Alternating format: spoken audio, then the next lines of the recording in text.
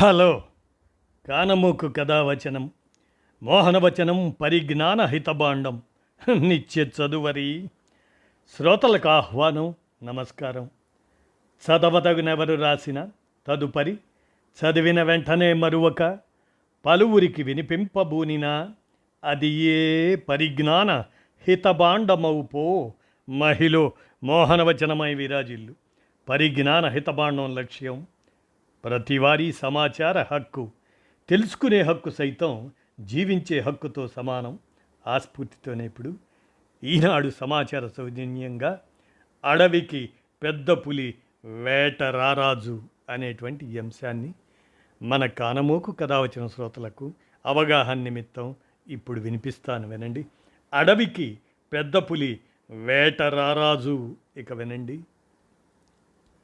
ఈ వేటగాడు చప్పుడు చేయడు. పరిమాణంలో దానికన్నా పెద్ద జంతువులు ఉన్నాయి అడవిలో. వేగంలో దాన్ని మించినవి చాలా ఉన్నాయి. క్రూరత్వంలో అమ్మో అనిపించేవి కనిపిస్తాయి.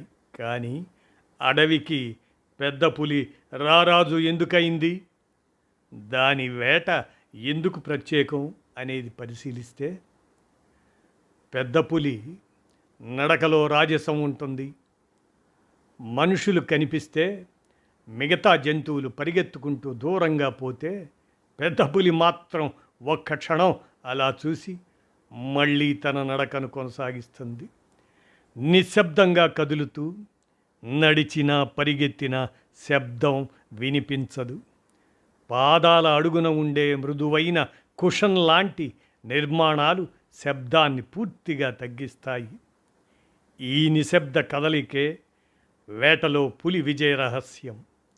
అడవిలో సుమారు 200 కిలోల బరువు ఉంటే పెద్ద పులి ఎంత దూరం నడిచినా పరుగులు పెట్టినా వేటకు బలయ్యే జంతువుకు అదే పులి జాడ కూడా తెలియదు. అడవిని తన అదుపాజ్ఞంలో ఉంచుకునే రాజులా వ్యవహరించే పులి భయపెట్టేది దాని గర్జనతో కాదు, దాని నిశ్శబ్దమైన కదలికతో. పులి గోళ్ళు పాదాల లోపలే ఉంటాయి.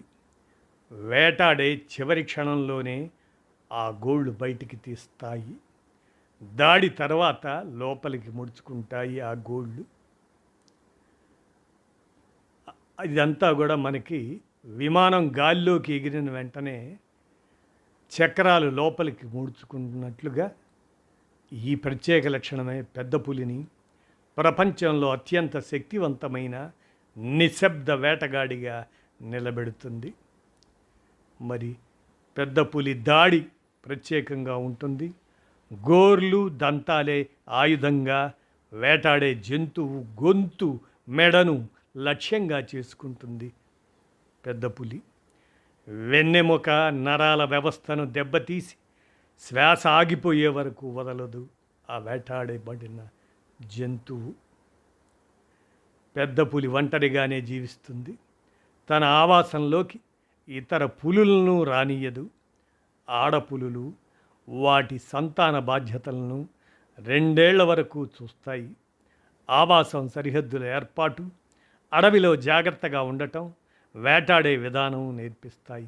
ఆ తర్వాత వేరే ప్రాంతానికి పంపిస్తాయి. అవసరమైతే సంతానంపై దాడి చేసైనా సరే ఆ ప్రాంతాన్ని కాపాడుకుంటాయి.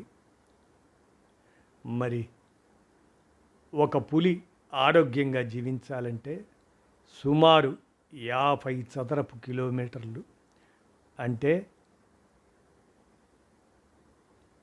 5,000 హెక్టార్ల ప్రాంతం అన్నమాట అడవి ఉండాలి. దానికి నీటి వసతితో పాటు జింకలు, అడవి పందులు, దుప్పులు ఇలాంటి శాకాహార జంతువులు ఉండాలి.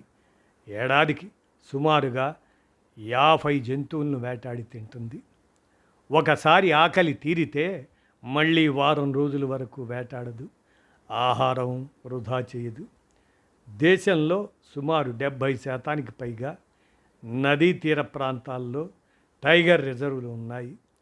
తెలంగాణలో అమరాబాద్, ఏపీలో శ్రీశైలం టైగర్ రిజర్వ్, ఆ మధ్యలో నుంచి కృష్ణానది వెళ్తుంది. ఇక కజిరంగా టైగర్ రిజర్వ్ దాని మీదుగా బ్రహ్మపుత్ర, బందీపూర్ టైగర్ రిజర్వ్ మీదుగా కావేరి, గోదావరి ప్రాణహిత తీరం వెంట కద్వాల్ టైగర్ రిజర్వ్, ఇక అట్లానే టెక్కళ్ళలో Idukki reservoir, Periyar tiger reserve, Narmada తీరంలో కన్హా టైగర్ రిజర్వులు ఉన్నాయి. ఇవి ఆవాసాలుగా అడవికి పెద్ద పులి, వేట రారాజు అనేటువంటి ఈ సమాచారాంశాన్ని ఈనాడు సౌజన్యంతో మన కానమూకు కథావచన శ్రోతలకు అవగాహన నిమిత్తం అడవికి పెద్ద పులి, వేట రారాజు అనేటువంటి అంశాన్ని వినిపించాను. విన్నారుగా, ధన్యవాదాలు.